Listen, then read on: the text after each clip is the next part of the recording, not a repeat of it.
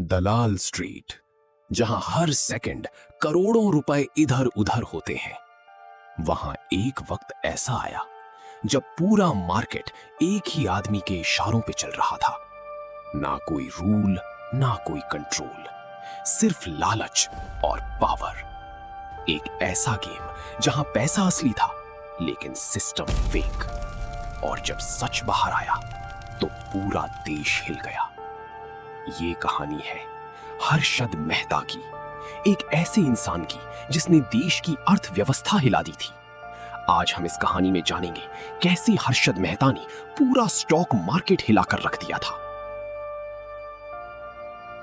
1992 India का stock market एक अजीब दौर से गुजर रहा था।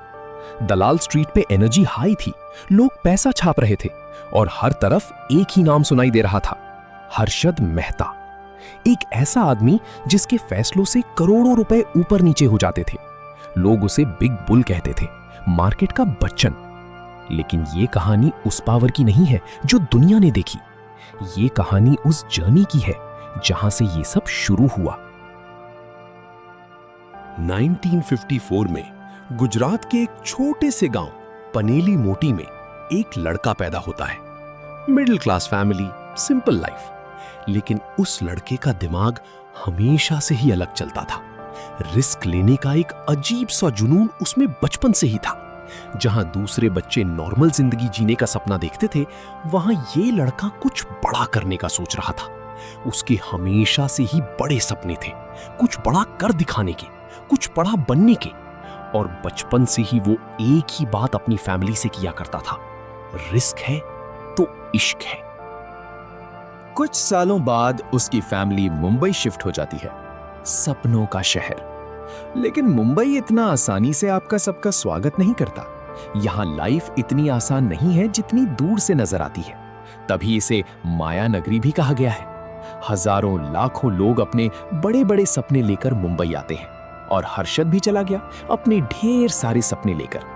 और अब मुंबई का सफर शुरू होता है। छोटा घर, फाइनेंशियल प्रेशर और स्ट्रगल से भरी लाइफ। यहीं से हर्षद को समझ आ गया था कि अगर लाइफ चेंज करनी है तो नॉर्मल तरीके से नहीं होगा, कुछ अलग करना पड़ेगा, कुछ बड़ा करना होगा। ग्रेजुएशन कंप्लीट होती है, डिग्री मिलती है, लेकिन लाइफ सेटल नहीं होती। हर्षद छोटी मोटी जॉब्स करता रहा, सेल्समैन, इंश्योरेंस एजेंट और कई और जॉब्स। हर जगह एक ही प्रॉब्लम, ये सब उसके लेवल का नहीं लगता। उसे सिर्फ सैलरी नहीं चाहिए थी, उसे पावर चाहिए थी, पैसा चाहिए था, कंट्रोल चाहिए था।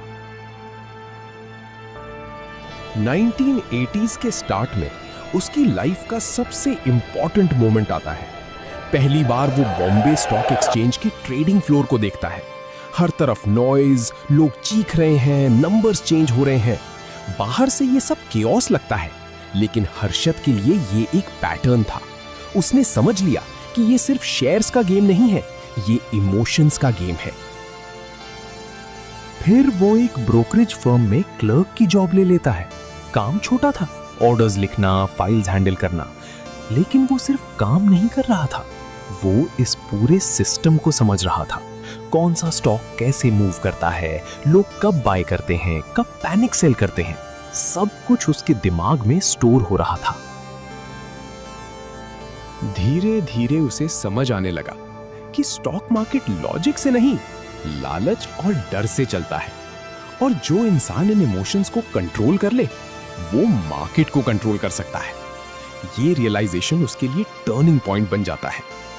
कुछ सालों बाद हर्षद अपनी फर्म स्टार्ट करता है, ग्रो मोर। अब वो किसी के अंडर नहीं था, अब वो खुद गेम खेल रहा था।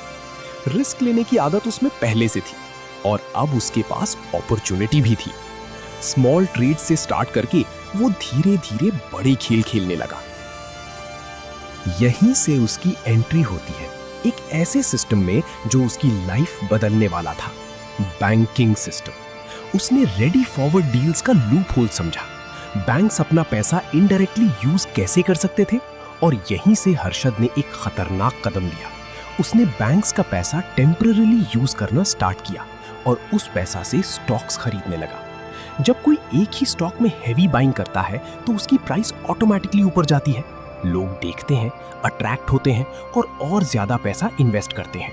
हर्षद एग्जैक्टली यही कर रहा था। वो आर्टिफिशियल डिमांड क्रिएट कर रहा था। एसीसी जैसे स्टॉक्स इसका परफेक्ट एग्जाम्पल बने। एक स्टॉक जो 200 रुपए के आसपास था, वो कुछ ही टाइम में 9,000 रुपए के ऊपर चला गया।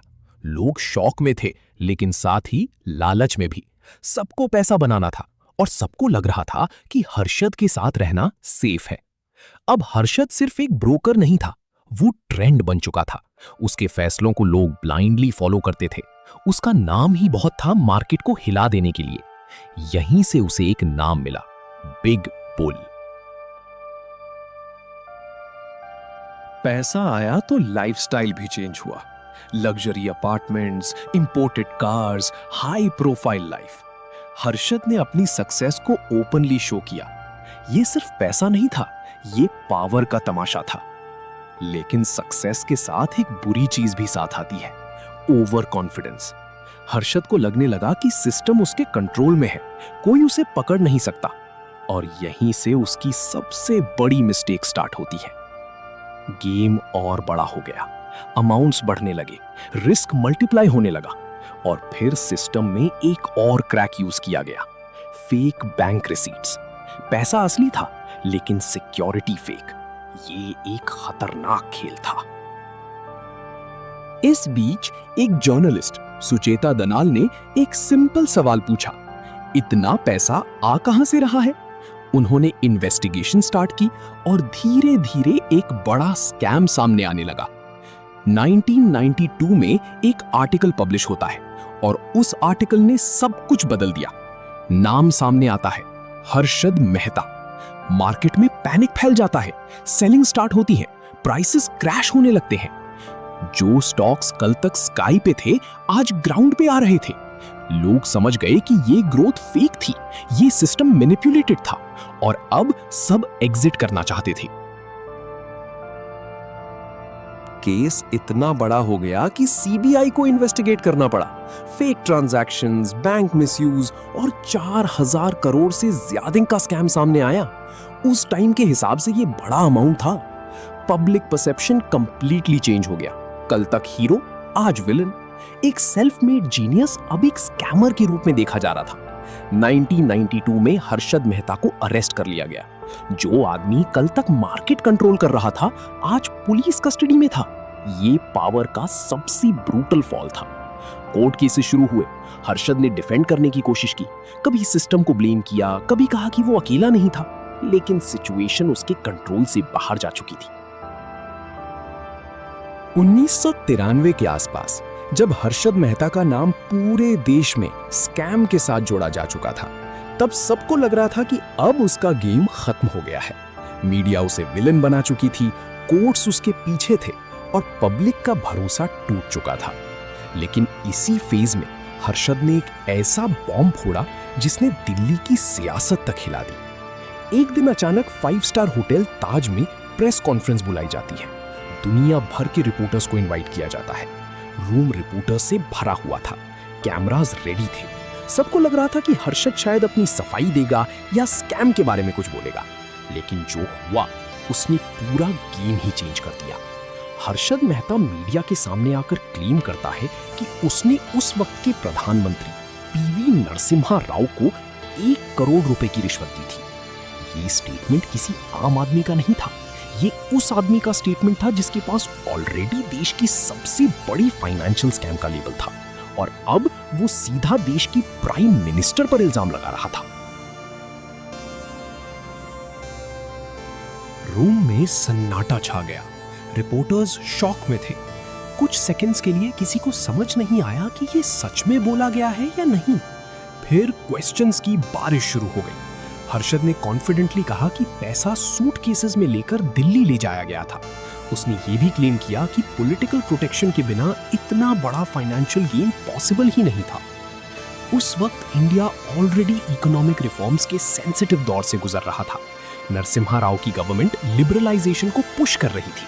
स्टॉक मार्केट स्कैम ने पहले ही पब्लिक ट्रस्ट को डैमेज कर दिया था और अब प्राइम मिनिस्टर पर ब्राइबरी का आरोप सिचुएशन को और एक्सप्लोसिव बना रहा था। मीडिया चैनल्स और न्यूज़पेपर्स ने इस स्टोरी को फ्रंट पेज हेडलाइन बना दिया। हर जगह एक ही सवाल था, क्या सच में देश का प्रधानमंत्री इस स्कैम में इनडायरेक्टली कनेक्टेड था? ऑपोजिशन पार्टीज ने भी गवर्नमेंट को अग्रेसिवली टारगेट करना स्टार्ट कर दिया। पार्लियामेंट में हंगामा होने लगा, पॉलिटिकल प्रेशर रैपिडली बढ़ने लगा।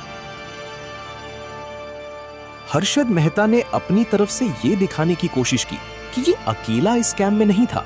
उसका नैरेटिव ये था कि सिस्टम ऑलरेडी करप्ट था और उसने सिर्फ उसी सिस्टम का यूज किया।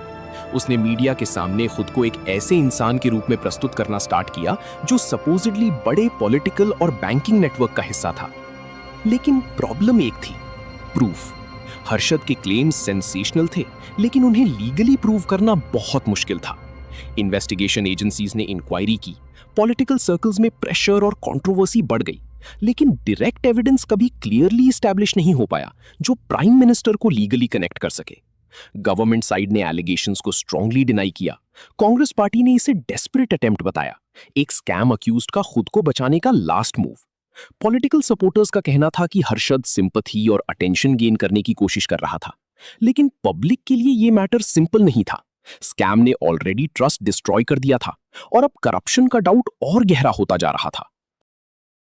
धीरे धीरे वक्त गुजरता गया और समय के साथ हर्षद को सब भूलने लगे। मार्केट पहले जैसे चलने लगा। जेल के अंदर हर्षद की लाइफ कंप्लीटली चेंज हो चुकी थी। लग्जरी लाइफ से एक सिंपल सेल तक का सफर उसकी रियलिटी बन चुका था। फिर भी वो फाइट करता रहा, केसेस लड़ता रहा। 31 दिसंबर 2001 एक अनएक्सपेक्टेड न्यूज आती है। हर्षद मेहता की डेथ हो गई, हार्ट अटैक। एज सिर्फ 47 साल। एक ऐसा आदमी जिसके पास कभी दुनिया भर का पैसा था, उसका एंड एक जेल हॉस्पिटल में होता है। आज भी लोग सोचते हैं, कुछ कहते हैं वो जीनियस था, कुछ कहते हैं वो स्कैमर था, लेकिन एक बात क्लियर है, उसने सिस्टम को समझा और उसी सिस्टम का मिसयूज किया। ये कहानी सिर्फ एक आदमी की नहीं है, ये कहानी है लालच, पावर और सिस्टम की। एक ऐसा आदमी जिसने मार्केट को कंट्रोल किया, लेकिन अपनी किस्मत को नहीं।